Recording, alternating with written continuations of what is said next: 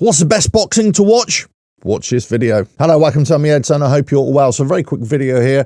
Last weekend, a great weekend of boxing all over the world. You had some great fights. But here in the UK, we had the Magnificent Seven. And one of the highlight boxing matches was the main event, actually. Paul's against Bentley for there's so many belts on the line. It was hard to keep a track of it. There was the British middleweight title, the European vacant middleweight title.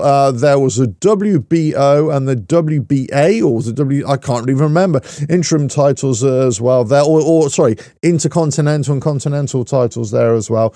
It all gets very confusing, but the winner of this was going to take all the spoils, but also crucially, and this is the big thing here, crucially, was going to set themselves up for a world title shot. Now, who that would be up against, that's going to be open for debate, and I'm sure whoever's pulling the strings here will make that known very soon. However, it was a fantastic fight to watch. And if you're watching the undercard as well, some great fights. But then I was catching up with some of the fights that were happening around the world as well. And I thought, wow, we've had a great weekend of boxing.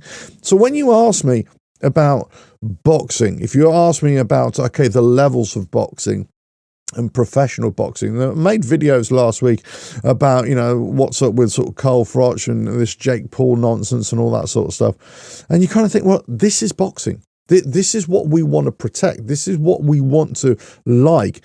Now, I've always said that in terms of sort of crossover boxing or misfits boxing, that kind of thing, I don't have an issue against it as an entity, as an event, as a form of entertainment, but it's not. It's boxing. They're doing boxing as in participating in boxing, but it's not a level of that.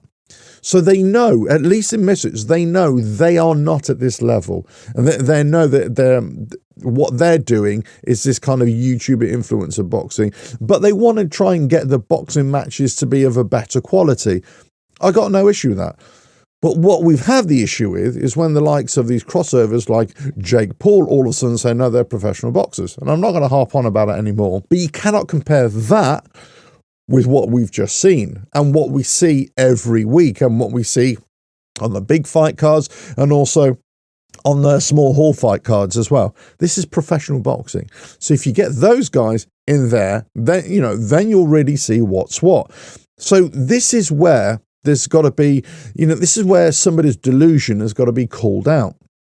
And the likes of Jake Paul, or you get promoters saying, "Oh, our events are so much better." Well, better in what way? Now, the one thing I will say about misfits boxing, for example, they've had a real spanner in the works of They announced the January fight card where Tommy Fury was going to be fighting Darren Till, ex-MMA fighter, just taken up boxing in the last couple of years.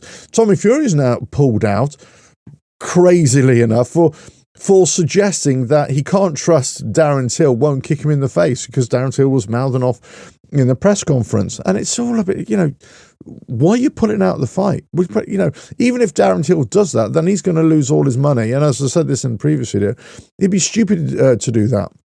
And even if he does do that, regardless of what happens, you win the fight because he's been disqualified. So there's more to this than meets the eye. The other fight against Wade Plem, who's kind of a critic, a former kind of associate misfits. So he's got his own channel. He does good stuff. He's going to be a critic of misfits and KSI and the other guy in charge there as well, Mams Taylor. But he's now fighting one of their top guys, HS Tiki Toki or whatever it is. I mean, it's, crazy names, right? But this guy is wanted by the police in the UK for failing to attend a court date for crashing his car and fleeing the scene as well. God knows what's going to happen. So their event is drawing lots of eyes, it's drawing lots of attention, but perhaps for all the wrong reasons. But the other layer in which Misfits wanted to engage with or sort of introduce is this professional boxing thing. Well, so hold on a minute. If you've got professional boxing, proper boxing, like we had last week, and the highlight was Paul's versus Bentley, And Bentley won, by the way. I don't think, just in case you didn't get that, Bentley won by unanimous decision. I thought he was winning this. I thought Paulson was coming back definitely in the middle rounds, and he was showing more on the front foot, and I thought he was stronger of the two. But the better boxing came from Bentley. So Bentley goes on for the world title shot. But that is boxing. That is professional boxing. So if you're going to say we're going to start introducing pro boxing, it's still not pro boxing. Because if you want pro boxers in there, then they shouldn't be going to Misfits. They should be going somewhere else. So what can you give a pro boxer that they can't go somewhere else? What, more sort of cred, a better payday? Maybe these boxers are never going to do anything in professional ranks anyway. So therefore, they're going to try and get into Misfits. Okay, fine. If that's what they're trying to do, fine. But then they're hardly pro boxers, are they? They're just boxers who are just fighting under another system for money against lesser opposition. That's essentially what we're talking about. The best boxing to watch, by far, is one where it involves professionals or people who are taking it seriously and dedicating their lives. Now, it doesn't have to be high quality boxing. It can be amateur boxing. It can be boxers who are just starting off on their career, but they're on that pathway. They're on the road to achieve a world title, a regional title, local title, British title, whatever it is. But they're on that road, or that's where their desire is. It doesn't mean that some pro boxers are going to be any better than these Misfits guys or anything like that. But the chances are that even the poorest of them, even the ones that are just starting out, we're going to be so many levels above that. And forget about anybody who's getting to a regional level or a national level or even a world title level, for example. They're just a level apart.